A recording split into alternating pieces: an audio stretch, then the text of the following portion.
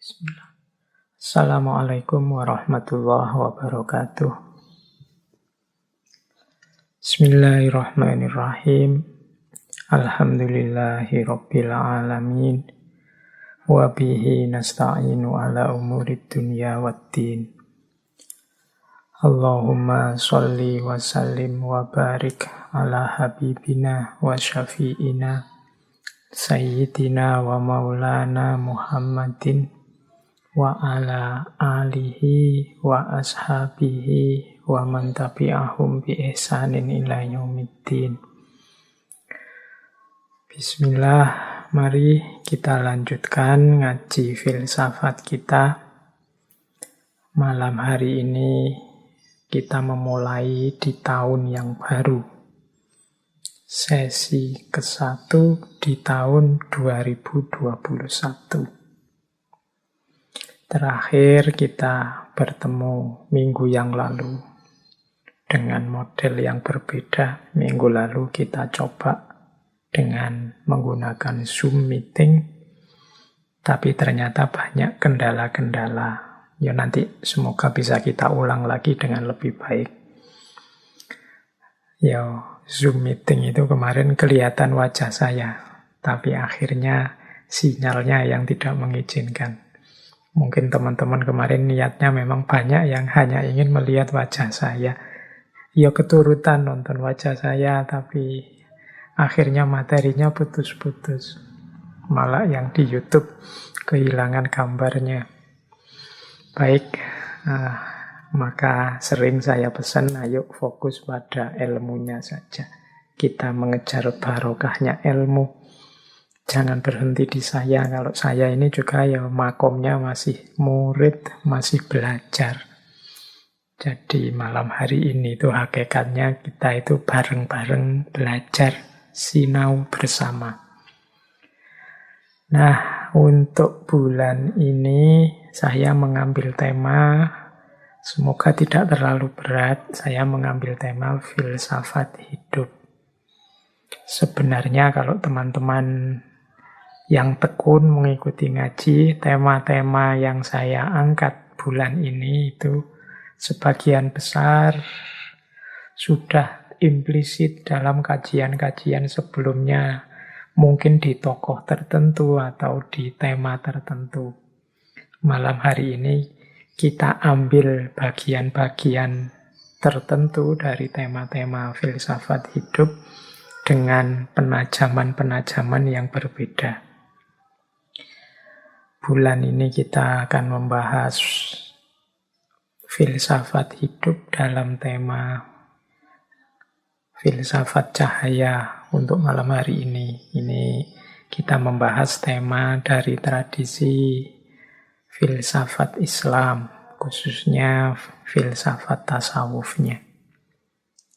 Kemudian minggu depan kita akan membahas tentang dari Barat, kearifan Barat yang belakangan populer sekali, yang dikenal dengan istilah The Law of Attraction. Teman-teman mungkin pernah juga sekali dua kali menengok bukunya yang populer sekali beberapa tahun yang lalu, yang judulnya The Secret. Kemudian minggu depannya lagi kita bahas kearifan dari tradisi timur Taoisme yang dikenal dengan filsafat Yin Yang. Dan terakhir kita coba mengurai kearifan Jawa yang dikenal dengan istilah filsafat Cokro Manggilingan. Baik, semoga teman-teman sudah siap untuk belajar lagi setelah kita mengalami pergantian tahun. Semoga sudah tuntas dengan segala kegembiraan pergantian tahun dan segala kegelisahan karena pandemi yang tidak selesai-selesai. Mari kita mulai belajar saja, kita mencari hikmah-hikmah kearifan-kearifan hidup. Baik, malam hari ini kita akan membahas tentang falsafah cahaya. Ini di banyak tokoh filosof muslim, apalagi tokoh-tokoh tasawuf, istilah cahaya ini populer sekali. Teman-teman mungkin dulu masih ingat bagaimana filosof muslim Persia Suhrawardi Al-Maktul yang juga dikenal dengan filsafat Isyraqiyahnya. Isyraqiyah itu ya filsafat pencahayaan, filsafat cahaya. Atau Imam Ghazali yang menulis satu kitab khusus yang judulnya Mishkatul Anwar. Jadi malam hari ini kita coba ya memetakan, mengurai sedikit-sedikit tentang cahaya. Bagi dunia sufi, hidup kita ini sebenarnya sering diibaratkan seperti laron. Laron itu kan yang dia cintai adalah cahaya. Jadi kehadiran laron itu hakikatnya untuk mencari cahaya. Meskipun nanti setelah ketemu cahaya, resikonya adalah dia kehilangan sayap-sayap kebanggaannya, bahkan kehilangan nyawanya setelah dia bersatu dengan cahaya. Ini oleh para sufi sering dianalogikan dengan perjalanan seorang sufi yang mencapai puncaknya. Bertemu Allah sehingga lenyaplah egonya. Ini makna yang paling populer tentang laron dan cahaya di banyak syair-syair sufi. Baik, teman-teman, kita mulai dari yang paling dasar dulu ya. Kita cek dulu apa itu cahaya. Ya, kalau dalam bahasa Arab, cahaya itu istilahnya adalah nur. Nur itu secara sederhana didefinisikan sebagai al-dhahir bidzatihi al-muzhir liwairihi. Al-dhahir bidzatihi itu sesuatu yang terang atau tampak pada dirinya sendiri, dan al-muzhir liwairihi itu sesuatu yang membuat yang lain tampak atau terang. Kalau ada cahaya itu kan dirinya sendiri bercahaya, yang sekelilingnya juga bercahaya.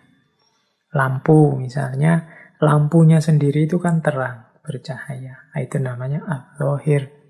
Yang sekelilingnya akhirnya juga ikut kelihatan karena ada cahaya tadi. Itulah al-muzhir. Jadi ada al-dhahir, ada al-muzhir. Itulah dua karakternya cahaya. Nah, jangan lupa istilah nur ini kalau dalam bahasa Arab dekat dengan istilah nar. Satu akar dengan istilah nar. Kalau nur konotasinya positif. Tapi kalau nar konotasinya negatif. Nur itu cahaya, nar itu api. Kalau nur itu maknanya fokus pada karakter yang menerangi, sementara nar fokus pada panasnya yang menghanguskan, menghancurkan. Jadi yang satu mencerahkan, menerangi, yang satu membakar, menghancurkan. Dari akar kata yang sama. Yang satu kita sering mengasosiasikannya sebagai asal usulnya malaikat, sementara yang satu adalah asal usulnya iblis. Malaikat kita sering menyebutnya terbuat dari nur, kalau iblis terbuat dari nar. Dari bahan yang sama. Nur dan nar, dari akar kata yang sama. Makanya ada riwayat yang menyatakan iblis itu awalnya termasuk kelompoknya malaikat. Nah, ini silahkan teman-teman yang tertarik bisa dikaji secara etimologis, bisa digali kedekatan maknanya secara semantik, semiotik antara nur dan nar. Kapan cahaya bisa berubah jadi nar, jadi api. Padahal harusnya cahaya itu menerangi, tapi dalam kondisi tertentu dia akan berubah jadi nar. Dari nur menjadi nar. Atau bagaimana kita mengolah dimensi nar dalam diri kita berbuah jadi nur. Ini filosofinya bisa digali tersendiri. Jarak antara nur dan nar. Nah, kalau teman-teman tekun menggali dalam Al-Quran, ada banyak sekali ayat-ayat yang menggunakan kata nur juga nar. Tapi nanti jumlah kata-kata nur itu jauh lebih sedikit daripada jumlah kata nar. Silahkan teman-teman nanti meneliti ya. Aspek semiotiknya, aspek kebahasaannya. Kita tidak akan terlalu panjang sibuk di situ. Kita masuk lebih dalam tentang hakikat maknanya nur atau cahaya dalam kehidupan kita. Baik, kita gali pelan-pelan. Apa sih yang dimaksud nur atau cahaya? Tentunya ya tidak persis sama dengan yang dijelaskan dalam fisika. Jadi istilah-istilah cahaya itu baik dalam Al-Quran, dalam hadis, atau dalam wacana-wacana tasawuf, itu kan jenisnya metafor. Jadi memaknainya tidak bisa letterlek, tidak bisa dibayangkan langsung seperti lampu, dibayangkan langsung seperti senter, begitu enggak. Tapi dia metafor. Secara umum, kata nur itu adalah metafor bagi cahayanya Allah atau hidayah. Maka nanti banyak ayat-ayat dalam Al-Quran itu ketika menggunakan istilah nur, itu maknanya macam-macam. Karena hidayah Allah pada manusia itu bentuknya bisa macam-macam. Saya tidak membacakan satu demi satu ayatnya. Ya saya kasih contoh misalnya surat Al-Baqarah ayat 257. Allahu waliyul ladzina amanu yukhrijuhum minadh-dhulumati ilan nur. Allah adalah penolongnya orang-orang yang beriman yang mengeluarkan mereka dari kegelapan menuju cahaya. Nah, ini kan dari kegelapan menuju cahaya itu bukan kok terus dari tidak ada lampu nyari yang ada lampunya, tapi dari kebingungan hidup, dari tidak adanya sandaran, dari kehilangan rujukan kebenaran menuju cahaya. Berarti cahaya ini bisa dimaknai sebagai hidayah. Jadi petunjuk dari Allah. Allah yang mengeluarkan mereka dari kegelapan menuju cahaya. Ini kalau teman-teman ingat, dulu waktu kita ngaji Bu Gita Kartini, istilah minadh-dhulumati ilan nur ini kan yang menginspirasi tulisan-tulisan Ibu Gita Kartini yang nanti diberi judul Habis Gelap Terbitlah Terang. Nah, itu makna dari minadh-dhulumati ilan nur. Jadi ada banyak ayat-ayat cahaya yang secara umum artinya sebenarnya hidayah.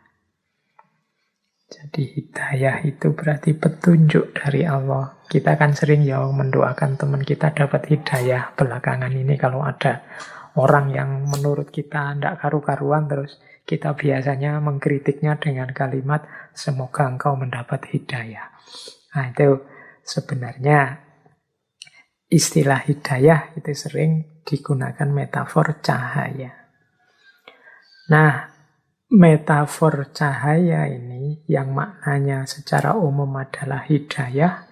Kalau dalam Al-Quran macam-macam bentuknya hidayahnya Allah kepada manusia. Di catatan saya, kata-kata nur itu bisa punya beberapa arti yang semuanya konotasinya hidayah. Yang pertama di catatan saya, nur itu artinya ya Allah. Jadi termasuk dari ayat yang sangat populer tentang cahaya, yang Allahu nurus samawati wal ard. Jadi Allah adalah cahaya langit dan bumi. Jadi Allah lah yang memberi hidayah pada kita, yang memberi petunjuk kepada kita. Justru Allah sendiri. Jadi maknanya ada kalanya cahaya itu ya Allah. Ada kalanya cahaya itu Rasulullah. Jadi petunjuk yang bisa kita ikuti antara lain ya Rasulullah. Bahkan dalam dunia tasawuf, teman-teman mungkin masih ingat dulu kita mengkaji Ibnu Arabi, mengkaji tokoh-tokoh sufi yang falsafi, itu ada istilah Nur Muhammad. Cahaya Muhammad. Nah, ini kehadiran Rasulullah saja itu sudah merupakan hidayah yang luar biasa bagi manusia. Apalagi tuntunan-tuntunan beliau, baik melalui Al-Quran maupun melalui hadis. Jadi yang kedua, maknanya nur atau yang dalam makna metafor hidayah itu ya Rasulullah sendiri. Yang ketiga, nur itu adalah Al-Quran. Jadi Al-Quran lah yang menjadi petunjuk, yang menjadi hidayah bagi kita. Yang ketiga, banyak ayat-ayat yang secara letterlek menyebut bahwa Al-Quran adalah cahaya. Misalnya surat An-Nisa ayat 174. Ya ayuhan nasu qad ja'akum burhanum mir rabbikum wa anzalna ilaikum nuram mubina. Nah, wahai manusia, sesungguhnya telah datang padamu bukti-bukti dari Tuhanmu dan telah kami turunkan padamu nuram mubina. Ini oleh para mufasir banyak diartikan sebagai Al-Quran. Jadi nur di situ maknanya Al-Quran. Ada kalanya juga nur itu berarti keimanan. Keimanan ini kan anugerah Allah pada kita. Itu juga hidayah. Jadi minazulumati ilan nur, itu ada yang menerjemahkan ya dari kekufuran menuju keimanan. Maka hidayah atau cahaya itu bisa maksudnya adalah keimanan. Ada pula yang bisa dimaknai sebagai kebenaran. Ya semua yang di atas tadi hakikatnya sebenarnya juga kebenaran. Keimanan itu ya kebenaran. Al-Quran itu kebenaran. Allah, Rasulullah itu kebenaran.